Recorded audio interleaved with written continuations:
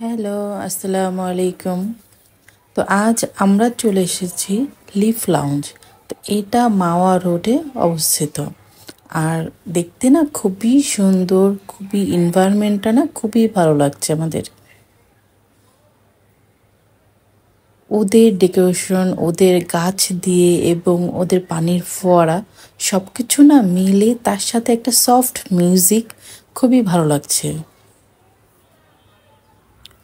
আমরা ঈদের তৃতীয় দিনে এখানে এসেছি। রাতের বেলাতে মনে হলো এমন কোথাও যাই যেখানে যে একটু বসতে পারি, সব ফ্যামিলি মিলে একটু সময় কাটাতে পারি।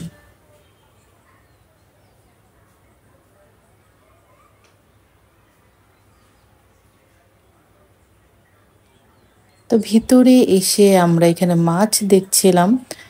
ঈদের সময় যেটা হয়েছে আর কি, আমরা হালকা কিছু খাবো এবং একটু বাইরে বসবো এই ধরনের চিন্তাভাবনা করেই কিন্তু গাড়ি নিয়ে বাসা থেকে বের হয়ে গিয়েছি।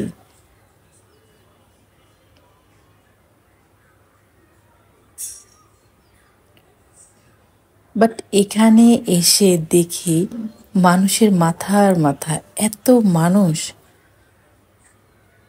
কোনো টেবিল ফাঁকা নেই, কোনো দিকে ফাঁকা নেই যে আমরা একটু বসবো।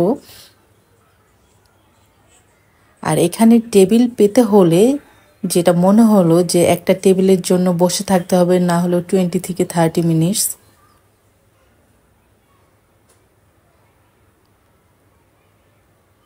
ঈদের এই সময়টা মাওয়া রোডে বা এই দিকটাতে দেখা যায় মানুষের ভিড়।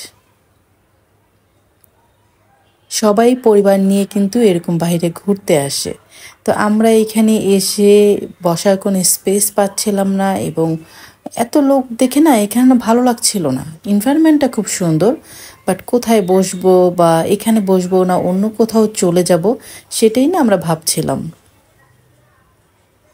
এখানকার এই গাছটা না খুবই সুন্দর লেগেছে, বনসাই টাইপের গাছ এবং পাশে বাবুই পাখির যে ঘরটা, এটা তো খুবই সুন্দর লাগছে। ঈদের তৃতীয় দিন, তারপরও এত মানুষ আমরা ভাবতেও পারিনি। ঠিক আমাদের মতোই সবাই ঈদ মানেই কিন্তু বাইরে ঘোরাফেরা, বাচ্চারা না হলে বাসায় খুব বোর ফিল করে। ওদের এনভায়রনমেন্টটা সত্যি অনেক সুন্দর, সেই সাথে খুব সুন্দর সফট একটা মিউজিক, মানে আসলে না মন জুড়িয়ে যাবে আপনার। তো এখান থেকে বের হয়ে আমরা ঠিক ঘাটে চলে আসলাম। তো ঘাটে এসে এখানে আমরা ইলিশ দেখছি, এখানে হালকা পাতলা খাওয়া দাওয়া করব এবং অনেকটা সময় বাইরে কাটিয়ে এখন চলে যাব। তো ছোট একটি ব্লগ তোমাদের সাথে শেয়ার করলাম, আশা করি ভালো লাগবে। আল্লাহ হাফিজ।